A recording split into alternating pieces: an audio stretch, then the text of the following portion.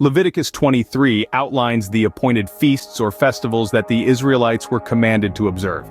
These include the Sabbath, Passover, Feast of Unleavened Bread, Feast of Firstfruits, Feast of Weeks, Pentecost, Feast of Trumpets, Day of Atonement, Yom Kippur, and Feast of Tabernacles. The chapter describes the specific regulations, offerings, and significance of each festival, highlighting their role in Israel's worship and their prophetic foreshadowing of Christ's work. The principles from Leviticus 23 continue to hold meaning in our lives today. Time for worship. Just as the festivals provided designated times for worship, we should prioritize regular times for communal worship, prayer, and reflection. Remembering God's work. The feasts reminded Israel of God's faithfulness and his redemptive work. Today we can remember Christ's sacrifice and God's faithfulness in our lives. Celebrating milestones. The feasts celebrated important milestones in Israel's history. We can celebrate personal and communal milestones, acknowledging God's hand in our journey.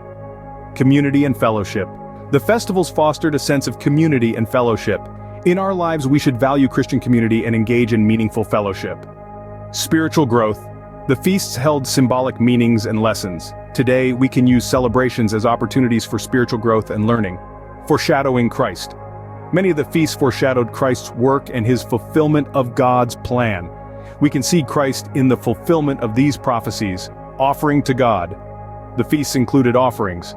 Today, we offer our lives as living sacrifices, dedicating our time, resources, and talents to God.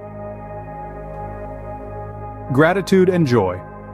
The feasts were times of joy and thanksgiving. Similarly, our worship should be marked by gratitude and joy for what Christ has done.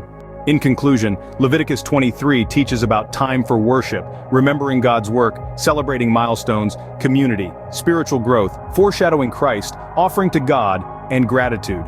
While the specific practices may differ, the principles behind these festivals guide us in living lives that prioritize worship, celebrate God's work, and grow in our relationship with Him. Through Christ's work, we have reason to celebrate, worship, and live with purpose and joy. Until next time, I'm your host, Evangelist Thomas.